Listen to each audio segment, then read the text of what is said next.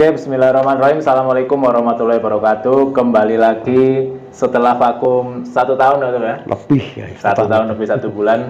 Kembali lagi di channel kami para pencari petunjuk.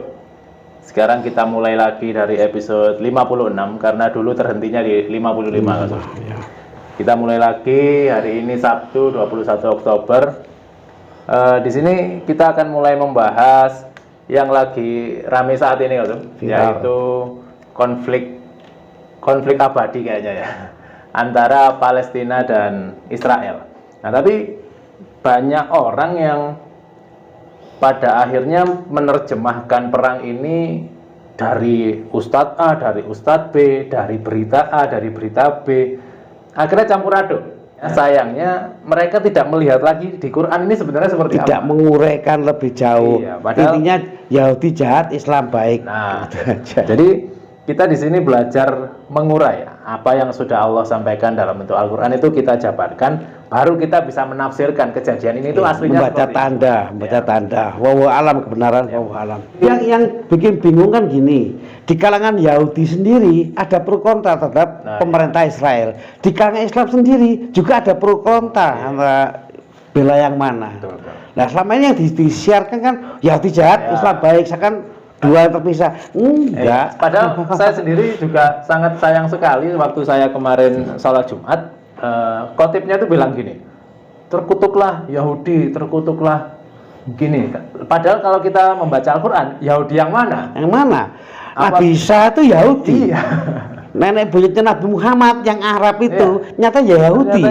Jadi Nabi Muhammad ini keturunan Yahudi. Yahudi yang mana? Ya, benar sekali. Jadi itu juga sangat berbahaya jikalau orang selevel ulama mungkin tidak mengetahui dasar-dasar seperti itu. Yahudi yang mana? Yang mana? Muslim yang mana? Muslim yang ulama kita ya di siapa itu namanya itu dukung apa? Hamas itu agar dikeluarkan. Bilang Hamas itu Israel, bilang Hamas itu Syiah, bilang Hamas itu gak usah dibantu, suruh keluar aja. Banyak ulama kita yang cukup terkenal, sering pendengarnya banyak, saya nggak sebutkan nama ya, itu malah ngeritik Hamas, seakan-akan menggunakan Zionis Israel gitu. Nah, ini kan kacau. Islam yang mana ini kan? Di sini kita mulai saja, Kasub. Di sini kita runtut, Kasub ya. Sebenarnya Yahudi sendiri kalau dalam Al-Quran itu seperti apa, Kasub? Pengertian Yahudi sendiri. Yahudi itu dalam Quran bisa menyebut bangsa, ya, bisa menyebut agama, bisa menyebut golongan-golongan, ya. Jadi semuanya sebut Yahudi.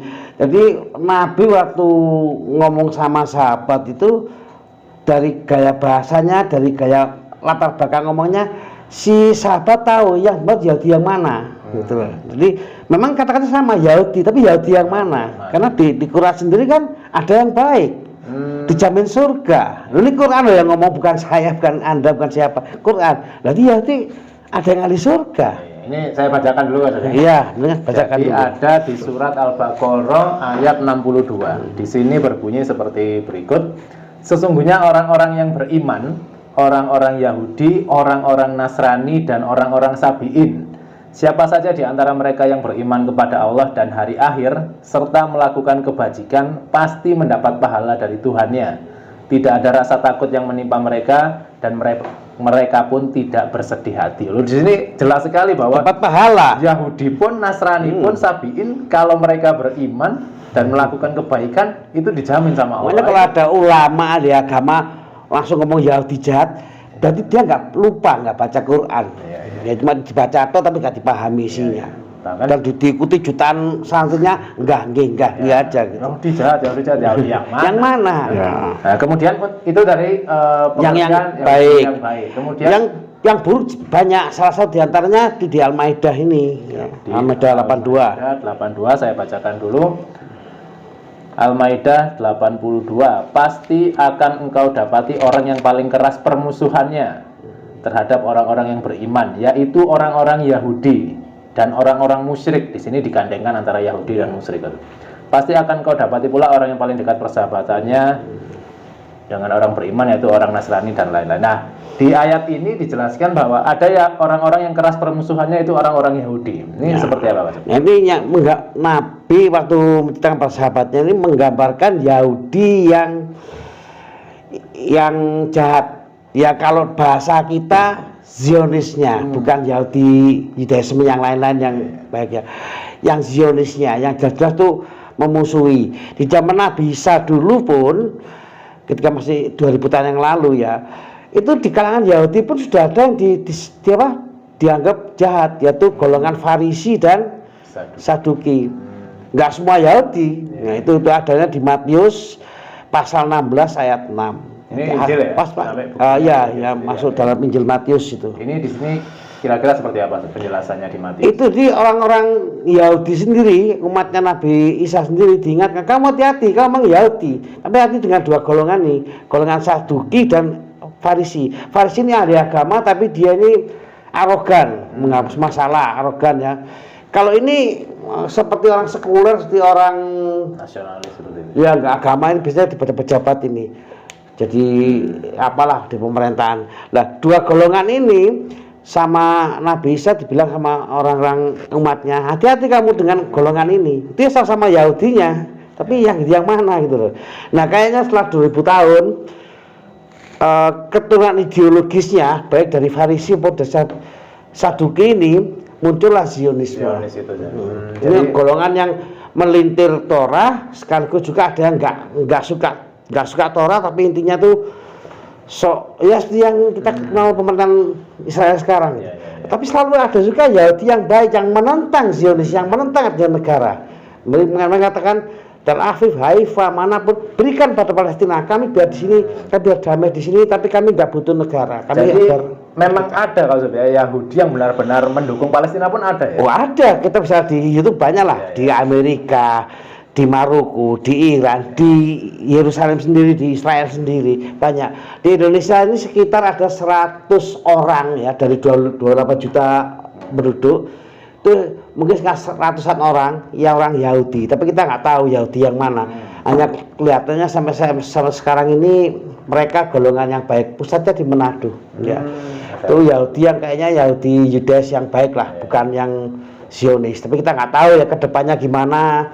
Terus mereka mendukung pemerintah Zionis apa enggak, kita nggak tahu. Tapi yang jelas dia masih pada kitab Torahnya. Jadi kembali lagi seperti yang sering kita bahas di awal-awal bahwa Al-Quran ini menerangkan sifat ya. Sifat. Jadi bukan selalu sering saya dengar khotbah Yahudi itu gini, orangnya nggak bisa, bayi Yahudi masuk lahir dari suci.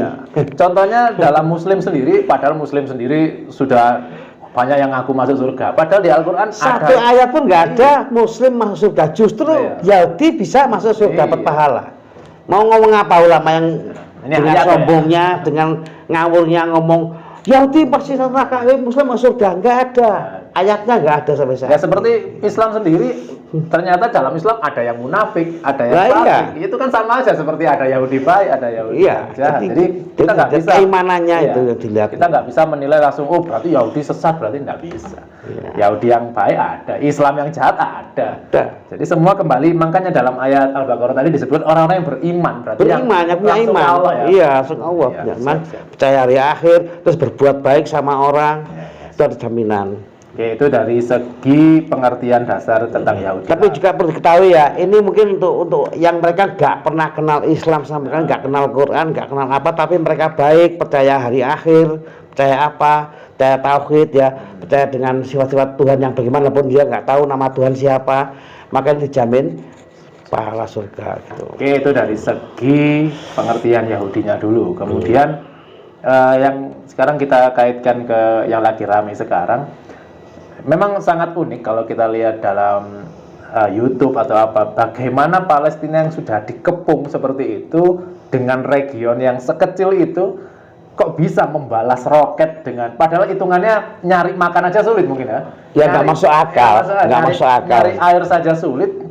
Bagaimana ternyata di geopolitik ini bantuan dari mana tiba-tiba Palestina itu bisa membalas roket ke pasukan ribuan itu dalam satu roket itu mahal sekali kan. Itu kira-kira rumit. Penjelasan logisnya seperti apa Mas? Kalau logisnya itu pasti ada yang bantu. Pasti ada yang bantu. Kira-kira yang membantu fakta yang bantu ya, Hamas sendiri berdiri tahun 87, itu gerakan intifada perlawanan terhadap Israel tahun 1900, hampir 40 tahun sekarang nih ya. Jadi sudah 30 30 berapa ya? 36 tahun, ya, hampir 40 tahun. Itu yang awal bantu sampai sekarang nggak berhenti itu negara Iran yang Syiah. Ya, itu.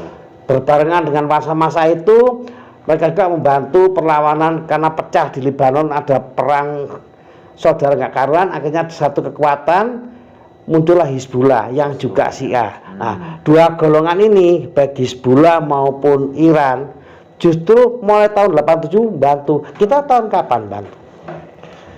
Nggak ada. Ya pernah ada bikin rumah sakit Islam, itu pun orangnya ya siapa, Rizal, almarhum Rizal, jurnalis, difitnah sebagai seorang Syiah. Padahal dia yang bantu. Orang Islam yang lain nggak ada suaranya. Sayangnya orang Islam di Indonesia itu masih ribut masalah. Ya jadi di Quran. Iya. Kalau Syiah punya kafir, punya ini. Di Quran nggak ada Syiah. Kita pernah bahas di episode berapa ya, bahwa jangan sampai kita keluar dari mulut kita sesuatu yang tidak benar gitu loh. Iya.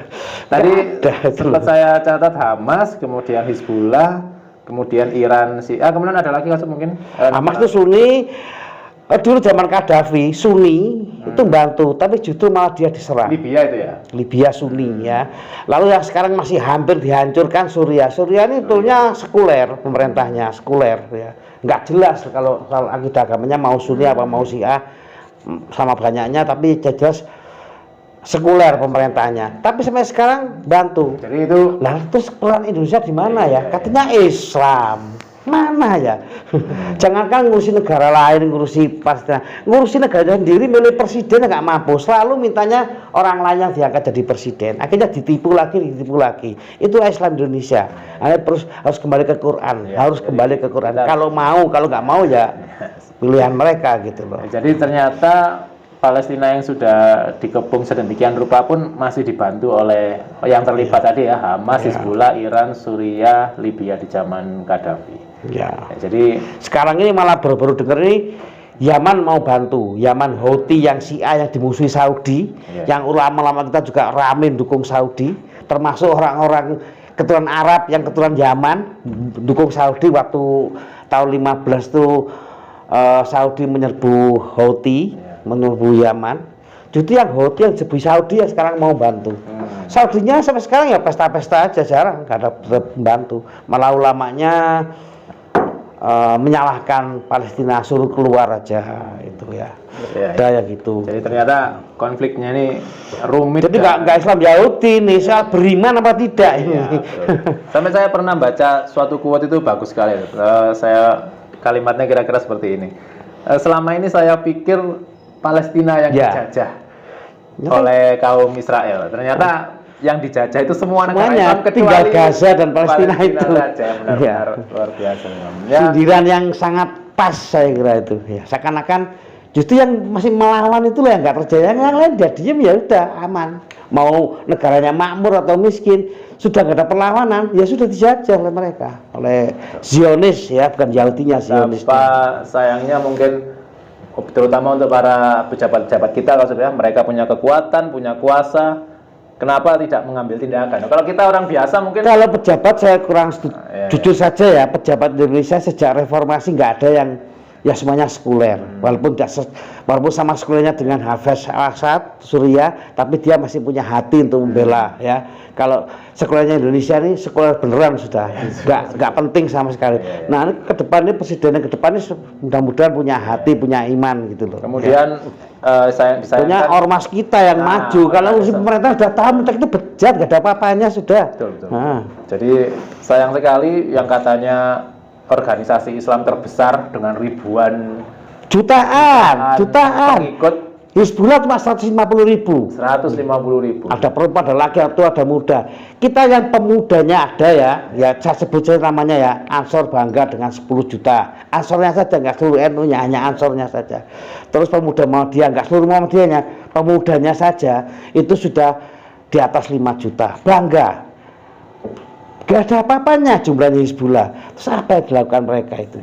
Paling ulang tahun Isra Mi'raj, ulang tahun ini haul, makan-makan, pesta, udah merasa paling Islam sedunia, terus mengkafirkan kelompok lain. Yang saya tahu itu puluhan tahun. Iya, karena sangat disayangkan ajarannya Nabi sendiri itu mengislamkan, malah pengikutnya mengkafirkan, bertolak belakang sama nabinya.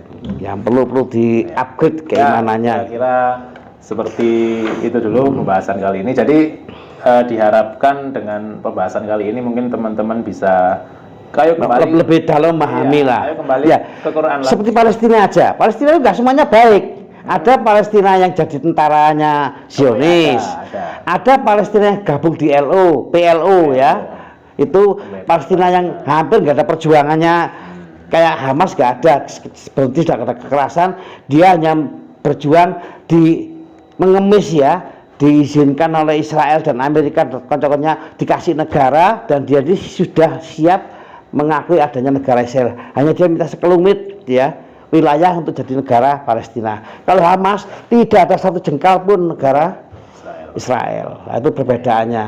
Jadi Palestina sini ada yang gitu, jadi tentaranya Israel juga ada. Jadi ini kembali lagi ke masalah iman atau tidak ya? Iya, bukan soal status Muslim atau Yahudi, ini soal keimanan. Di Quran ngomong keimanan. Ya inilah memang mendekati puncak akhir zaman ya, dimana gak bisa kita menilai orang dari Palestinanya, Zionisnya, ini enggak. Ternyata yang mana, Islam yang mana, Yahudi yang mana, lihat dulu. Gak segampang itu. Oh itu musuh tuh.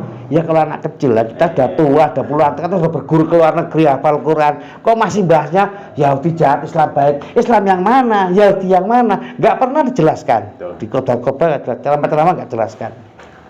Ya memang kita harus kembali lagi, intinya harus kembali lagi ke Al-Quran. Itu saja. Bukan cuma dibaca amin amin amin, makan-makan lah. Makan-makan, ulang tahun Isra Mi'raj, ulang tahun Maulid, ulang tahun apa? Hari santri ya. Itu kerjaan apa itu? Enggak ada, Nabi ngomong gitu.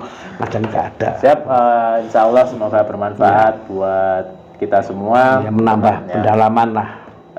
Kami cuma orang biasa, kita hanya menyampaikan apa yang ada di Al-Quran. Kita akan nambah-nambahin yang semampu kita, mungkin nggak ada salahnya kita ya. Ya mohon dikritik kalau ada kurang lebihnya. Dan juga selain mengkritik, mungkin teman-teman bisa masukan yang lebih baik. Dan juga bisa berbuat ya. Kita kan yang sama Allah dinilai tindakannya maksudnya. Iya. Bukan masalah iman dan tindakan. Iya, bukan masalah mengkritik orang. Oh ini. Tidak akan selesai. Tindakan itu dalam bahasa agama takwa itu. Semampunya. Oke, terima kasih ya Zob atas waktunya. Sama-sama. Insya Allah mungkin kalau ada teman-teman mau request kita bahas apa, insya Allah kalau kita mampu kita bahas. Oke, terima kasih. Kurang lebihnya mohon maaf dari kami. Kami akhiri. Assalamualaikum warahmatullahi wabarakatuh. Waalaikumsalam.